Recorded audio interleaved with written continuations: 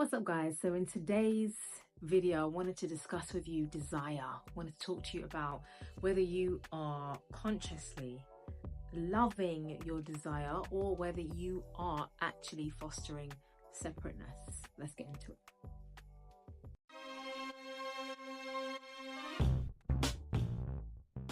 So the Buddha once said that all phenomena is rooted in desire.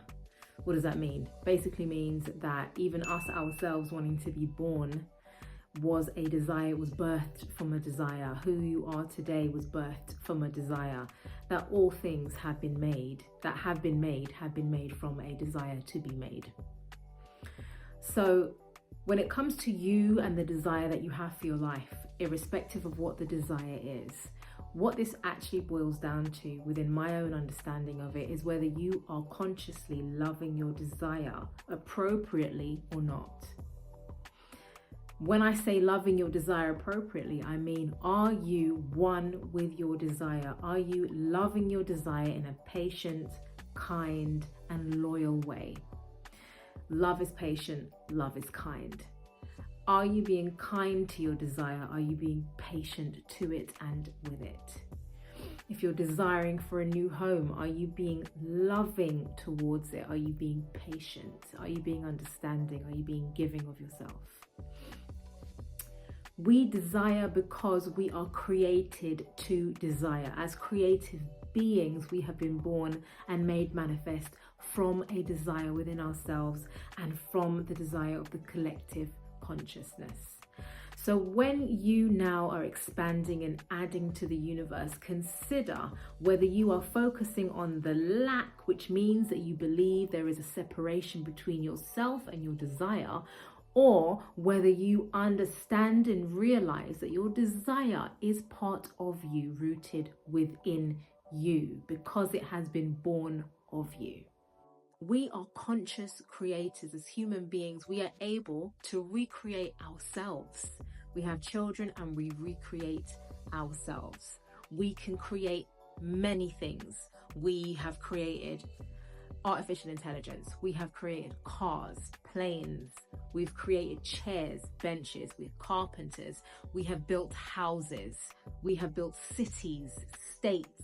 We've done so many things. We've planted trees, we've grown grass, we've learned how to genetically modify crops. Whether that's good or bad is not for me to say. But we have, as human beings, been able to consciously and magnificently create and recreate some more. It's part of the experience of being a human being. Our desire is what has led us and fueled this fire for us to be able to create. What is it that you want to create? And if you are suffering, if you are feeling any suffering because it has not been made manifest in front of you physically, it's because you are concentrating on the lack as opposed to loving your desire. There is no separation between you and your desire. We are all one. Even when we think that there is matter and there is space, this is all one. We are just spinning at different rates. We can see things in front of us because it is spinning at a rate that makes it capable for me to see it. I can't see waves that are going through the air, but they are there, whether I can see them or not. So recognize that even if you cannot see something, it doesn't mean it's not there. What's important for you to focus on is loving your desire. Being patient with what it is that you want to manifest. Recognizing it's part of you, it is not separate from you. When you do that, you come into alignment with your desire, and then it is birthed in front of you. This phone, for instance, this phone that I have, I use it to watch things on. I use it for various other reasons. This phone cannot recreate itself. It cannot. This phone doesn't have a desire. It is part of the makeup of all things and has its own energy level. Yes, it does. But it can't recreate itself.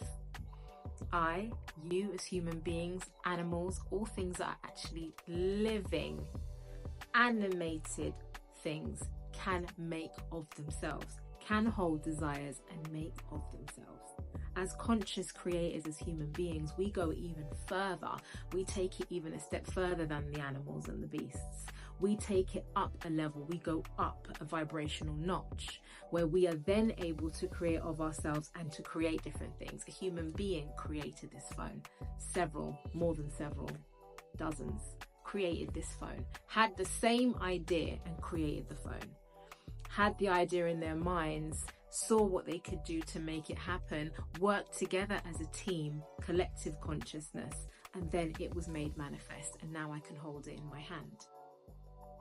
When you have a desire that you want to birth from you, and it is from you, recognize that it is part of you. It is not separate to you. This phone is actually not actually separate from me. It appears as if it is, because we are in this 3D space.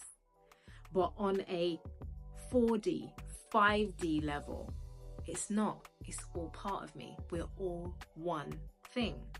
So when you recognize that you are one with your desire and you are loving towards the desire, and you take the attention away from what you think is lacking, when you recognize there is no space between you and you take the attention away from that and you focus on the love for the desire, and you continue to focus on the love for your desire, and you continue to work within you and move, all of the cooperative components will move along with you, because you are now vibrating at that level.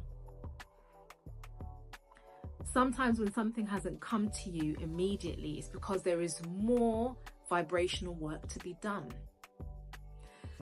So stay patient with what it is that you want to manifest. Stay patient and love your desire. Recognize it is from you. Don't sit in separation and focus on the lack of it. Only you will suffer. Only you will cause yourself to suffer, because you are the one that is actually in control of that. God of the universe has given us the ability to create of ourselves and to have desires and to birth them. But wisdom is also something that we have, and something that we grow and build when we start to recognize certain things around us and we have new eyes that can see. Recognize your desire is part of you. It is not separate from you. It is one with you. You only begin to feel like you are suffering when you are focusing your powerful attention and intention on the lack of it. I say focus your power and your intention on the love of it, and allow it to be one with you, and it will be made manifest in front of you.